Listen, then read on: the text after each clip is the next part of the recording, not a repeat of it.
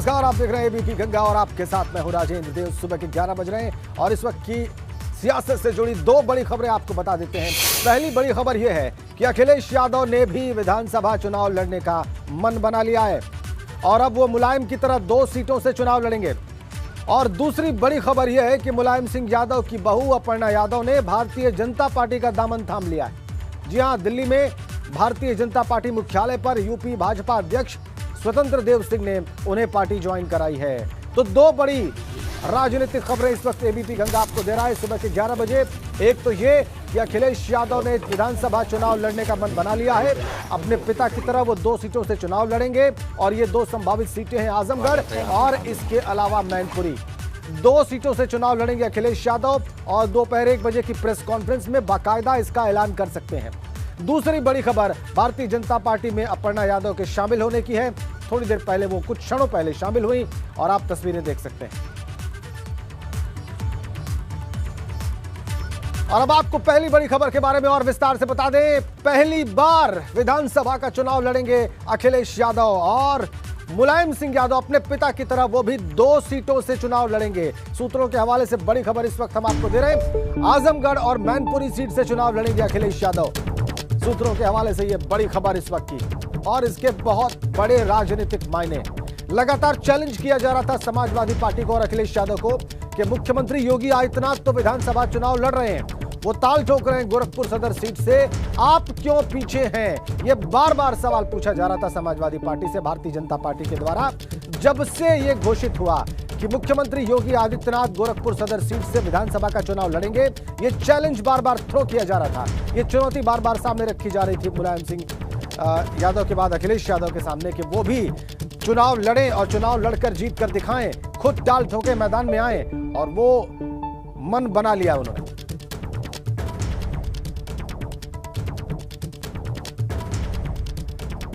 और जब ये लगभग स्पष्ट हो रहा है कि अखिलेश यादव विधानसभा चुनाव लड़ेंगे तो उनका सियासी सफर अब तक कैसा रहा है, ये भी एबीपी गंगा आपको बताने जा रहा है। साल 2000, जी हां, कन्नौज से पहली बार वो उपचुनाव जीते और साल 2004 दूसरी बार कन्नौज से लोकसभा के लिए चुने गए।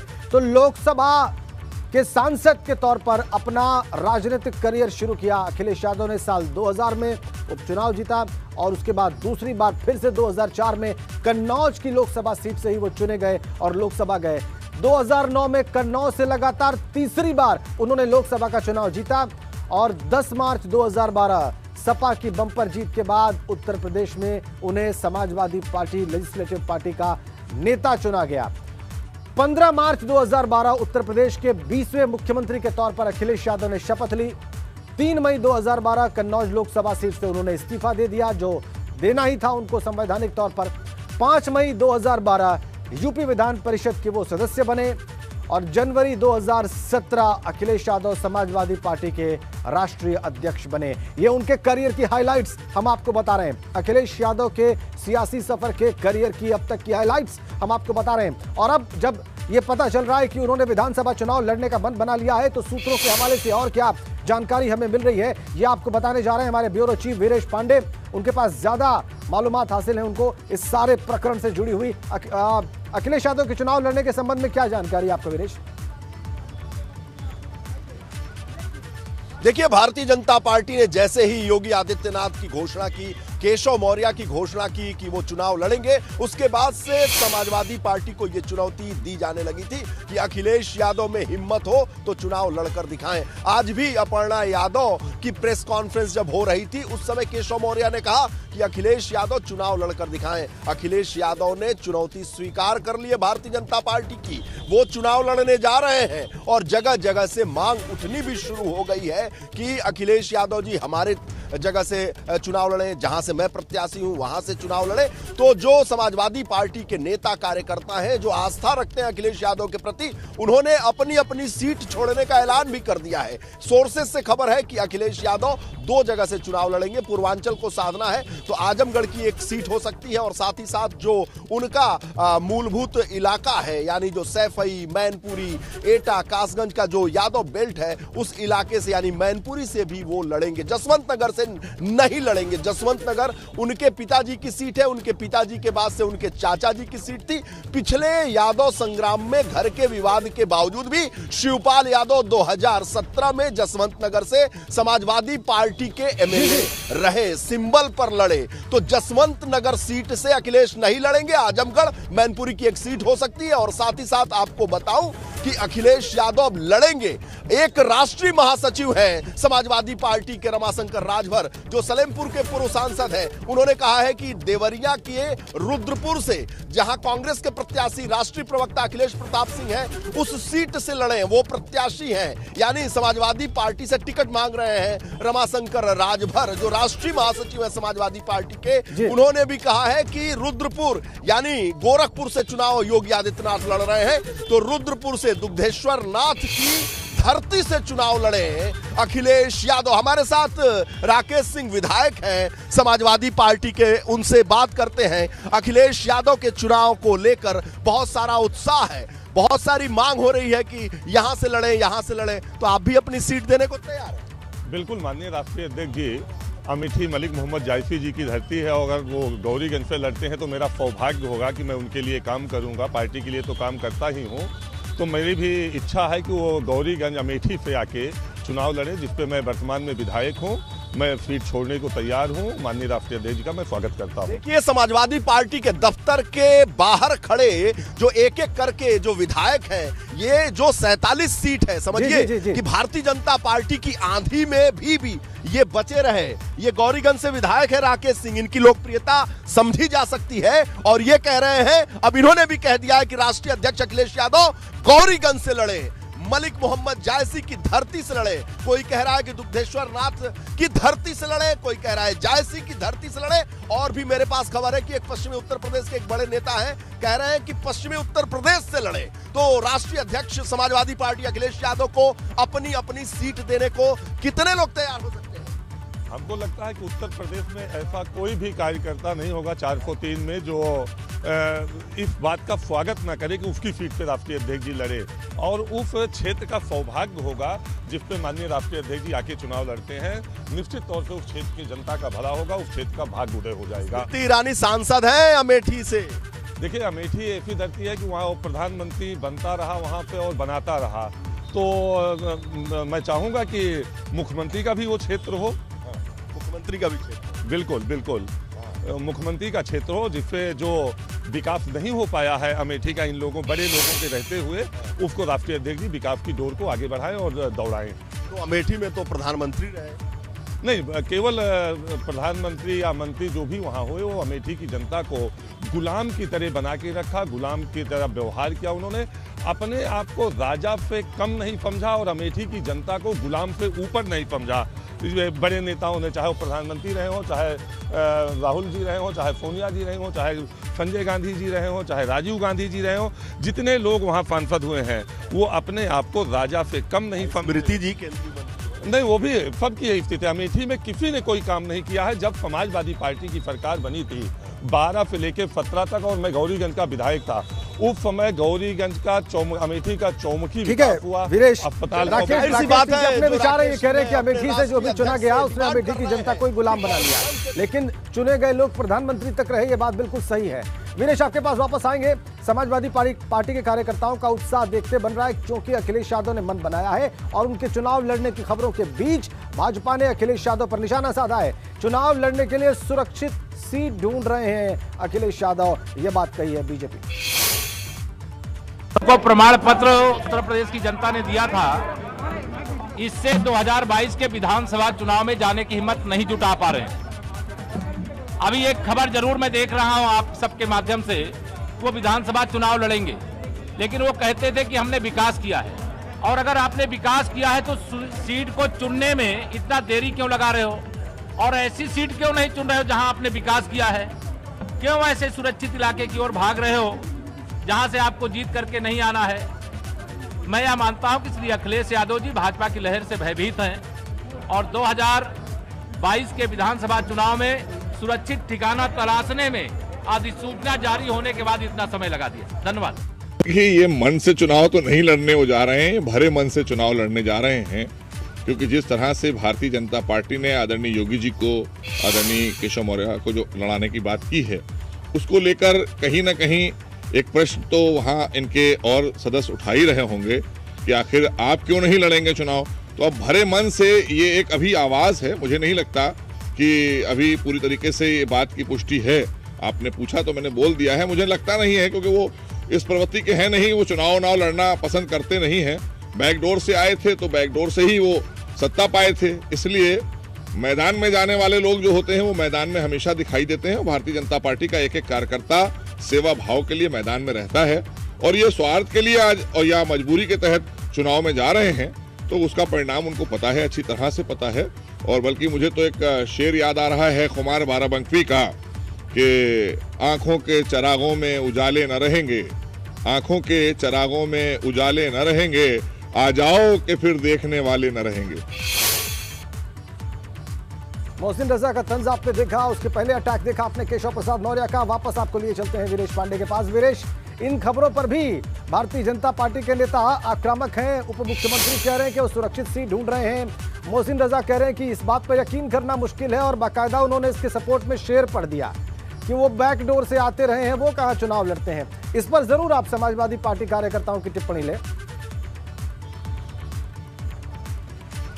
देखिए, मोहसिन रजा का जो शेर था वो बहुत अच्छा लगा मुझे, लेकिन जब किसी पर शेर पढ़ा जाता है तो कुछ अपने गिरेबान में भी झांक लेना चाहिए। मोहसिन रजा भी बैकडोर से ही आए हैं, किसी जनता के बीच से लड़कर विधानसभा का चुनाव नहीं जीते हैं। इसकी जानकारी मोहसिन रजा को भी है, उनके समर्थकों को भी है, उनकी पार्टी को भी है और विपक्ष को भी है। मोहसिन रजा तंज कर रहे हैं कि बैकडोर से आते रहे अखिलेश यादव, चुनाव लड़ेंगे तो हार जाएंगे बुरी तरीके से।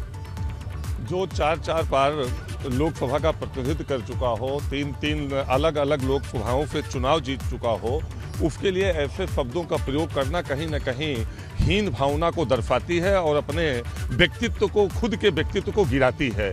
मोहसिन रजा जी, मुझे नहीं पता कि कहाँ चुनाव लड़े, और मैं तो उनके कार्य और व्यवहार को जानता हूँ। अमेठी के प्रभारी भी हैं, जो मंत्री हैं और अमेठी जिले के ही प्रभारी हैं, तो पहले खुद कहीं चुनाव लड़ने। मोहसिन रजा जी को भी चुनाव लड़ना चाहिए। 5 साल मंत्री रह लिए हैं, 5 साल 6 साल पे MLP हैं। सी बात है, लड़ना चाहिए। ये बताइए कि राष्ट्रीय अध्यक्ष अखिलेश यादव चुनाव लड़ेंगे तो हार जाएंगे। भारतीय जनता पार्टी कह रही है कि सेफ सीट जो है, सुरक्षित सीट। दरअसल भारतीय जनता पार्टी के खुद पैर डगमगाए हुए हैं, वो खुद परेशान है कि वो अपने नेताओं को कहां से उनकी सीटें बचा लें। इस चीज़ को लेकर के वो अपने डर को छुपाने के लिए वो माननीय राष्ट्रीय अध्यक्ष जी पे इस तरीके के आरोप लगा रहे हैं, जबकि उनको ये मालूम होना चाहिए अगर राष्ट्रीय अध्यक्ष जी अगर जहाँ जहाँ खड़े हो जाएं तो वहाँ से वो सीटें, उतनी सीटें निकल जाएंगी और सारी 400 सीटों पे भी खड़े हो जाएंगे तो 400 सीटें जो हैं अखिलेश यादव के नाम की निकलेंगी। भाई 403 से लड़ जाएंगे, 403 से विधायक हो जाएंगे, बाकी के लिए कुछ बचेगा नहीं। एक उत्साही समाजवादी पार्टी का कार्यकर्ता मेरे साथ है, इनसे भी पूछें, बहुत देर से ये उत्सुक है कि कुछ मुझे भी बोलने का मौका दिया जाए, तो अपने मुखार बिंदु से बोलिए। ये जो भारतीय जनता पार्टी है ये बेहूदे बयान दे रहे हैं। गाली ना दो यार, आप गाली दे रहे हो। अति उत्साह में गाली नहीं देना चाहिए, नियंत्रित भाषा का प्रयोग करके। नहीं, मैं गाली क्यों दूंगा, ऐसा नहीं है। लेकिन जहां हमारे राष्ट्रीय अध्यक्ष जी की शान में इस तरह की बातें कर रहे हैं, राष्ट्रीय अध्यक्ष जी, मैं कहता हूँ इस तरह की भाषा खड़े हो जाएंगे, बिल्कुल ठीक आपने टोका, इस तरह की भाषा स्वीकार नहीं हो सकती, निश्चित रूप से इनकलाब हो जाएगा। लेकिन वीरेश, आप ये जरूर पूछिए और ये जरूर जानने का प्रयास करिए कि ये अगर अखिलेश यादव ने चैलेंज एक्सेप्ट ही किया है तो क्यों ना गोरखपुर सदर सीट से ही वो मुख्यमंत्री को चैलेंज कर दें। अगर इतना व्यापक जनाधार है और इतना कॉन्फिडेंट है समाजवादी पार्टी के कार्यकर्ता, तो इस विषय पर क्या विचार है उनके? क्या सवाल आपने किया? एक बार फिर मैंने से कहा पूछें। कि अगर समाजवादी पार्टी के कार्यकर्ता इतने उत्साहित हैं, कई उनको अपनी अपनी सीट देने को तैयार हैं, कई ये कह रहे हैं कि 403 में से कहीं से लड़ जाएंगे तो जीत जाएंगे, तो मुख्यमंत्री योगी आदित्यनाथ गोरखपुर सदर सीट से प्रत्याशी हैं, वहां से भी तो ताल ठोक सकते हैं, वहां से भी तो चुनाव मैदान में आ सकते हैं। ये कैसा विकल्प रहेगा इनकी नजर में? भाई सवाल तो आपका बड़ा लाजमी है, लेकिन ये बताइए कि अगर 403 सीट से अखिलेश जी चुनाव जीत सकते हैं तो गोरखपुर शहर से योगी जी के खिलाफ लड़ लें। देखिए, ये अब मैं इस पे स्वयं पार्लियामेंट्री बोर्ड और राष्ट्रीय अध्यक्ष जी तय करेंगे कि कहाँ पे उनको लड़ना है। मैंने अपनी सीट की बात की है कि वो वहाँ पे लड़े। मेरा जाहिर सी बात है, आप विधायक हैं तो थोड़ा आप नियंत्रित भाषा का प्रयोग भी करेंगे और संयमित होकर बोलेंगे भी। और आप बताइए, आपका तो स्टाइल देख के बड़ा अच्छा लग रहा है, जो शानदार गॉगल्स आपने पहना हुआ है, साथ ही समाजवादी टोपी। आप कह रहे हैं 403 सीट में कहीं लड़े अखिलेश जी, चुनाव जीत जाएंगे, तो गोरखपुर शहर से ही काहे नहीं लड़े? देखिए, जैसा माननीय विधायक जी ने अभी जो कहा है कि जो बोर्ड जो है वो उसका फैसला करेगा, मगर ये जो वास्तविकता में जो लोगों की आस्था है, अगर आप प्रदेश की जनता के हृदय को अगर टटोलेंगे, अगर उसको खोल के देखेंगे, तो उसमें माननीय राष्ट्रीय अध्यक्ष जी की ही तस्वीर दिखेगी जो है। तो उसी संदर्भ में मैंने कहा कि अगर वो 403 पे अगर खड़े होते हैं तो वो जीतेंगे जो है। हालांकि ये जो फैसला जो बोर्ड जो करेगा, जो संसदीय बोर्ड जो है उसका सीट अगर बाईपास कर दिया जाए हर्ट का, तो वहाँ राष्ट्रीय अध्यक्ष जी दिखेंगे 400। बिल्कुल सत्य है जो है, ये हर जन जन के दिल में यही एक पुकार है। देखिए राजेंद्र ये कह रहे हैं कि अगर दिल चीर के देखोगे तो मेरा ही नाम होगा, यानी अखिलेश यादव का नाम होगा। ये गाना आपने सुना होगा, 80-90 के दशक का ये बहुत फेमस गाना है, दिल चीर के देख तेरा ही नाम होगा। क्यों भाई साहब, ऐसा है अखिलेश यादव का? बिल्कुल, अखिलेश जी का नाम नहीं, तस्वीर दोनों होंगी, और हम में नहीं होंगी। यहाँ के जो मजलूमों गरीबों को जो उन्होंने फायदे दिए हैं, पिछली सरकारों में गरीब बच्चों को पढ़ाने के काम के लिए लैपटॉप दिए हैं, उन्होंने किसानों को जो बुंदेलखंड में मजबूत रूप से आप घोषणा पत्र पढ़ रहे हैं, लेकिन भाई देखिए, समाजवादी पार्टी के जो कार्यकर्ता ये समाजवादी पार्टी के दफ्तर पर मौजूद हैं, ये सवेरे 6 बजे से ही आ जाते हैं, लगता है क्या यहाँ पर गाड़ियां लगा देते हैं और फिर अपना चाय पीते रहते हैं। और राष्ट्रीय अध्यक्ष अखिलेश यादव अंदर बैठ गए हैं, पिछले आधे घंटे से वो अंदर है। 10 बजे करेक्ट वो ऑफिस के अंदर पहुंच गए थे। हमारे जो विधायक जी हैं गौरीगंज से राकेश जी, इनसे भी उनकी दुआ सलाम हुई।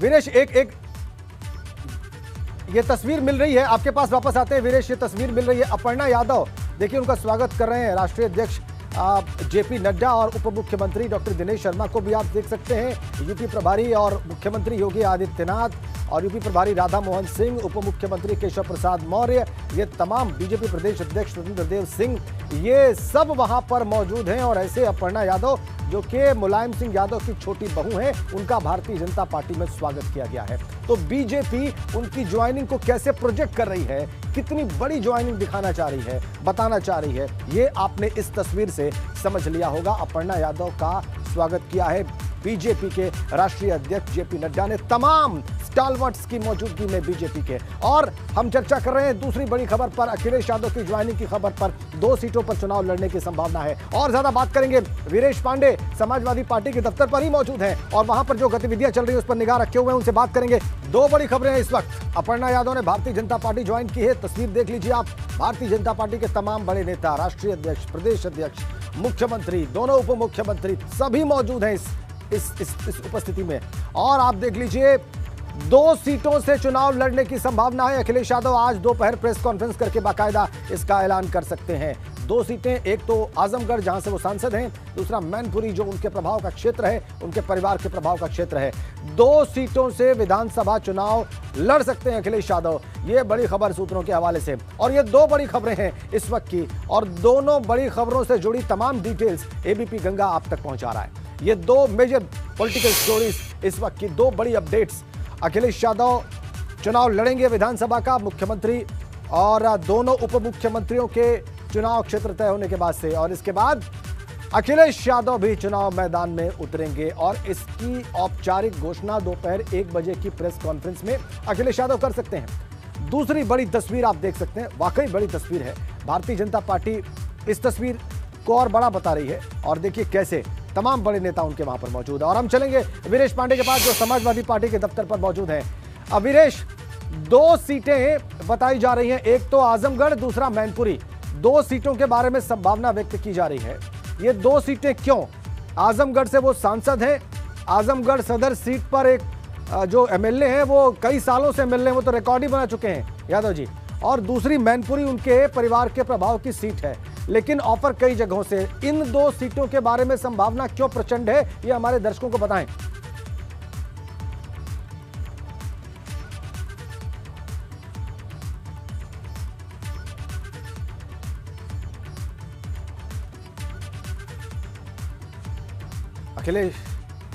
अखिलेश के चुनाव लड़ने की खबर पर हम और ज्यादा बात करेंगे। वीरेश पांडे समाजवादी पार्टी के दफ्तर से ही हमारे साथ हैं, जैसा कि आप जैसा कि आप देख पा रहे हैं, लाइव कनेक्ट हैं और वहां पर समाजवादी पार्टी के सिटिंग एमएलए भी हैं, उनके उत्साही कार्यकर्ता हैं। वो कह रहे हैं कि वो जहां से चाहे वहां से चुनाव लड़ सकते हैं और कोई भी कार्यकर्ता अपनी सीट खाली करने के लिए तैयार है, कोई भी संभावित प्रत्याशी उनके लिए अपनी सीट छोड़ने को तैयार है। ये उत्साह है समाजवादी पार्टी के कार्यकर्ताओं का। इस खबर पर हमारी नजर है।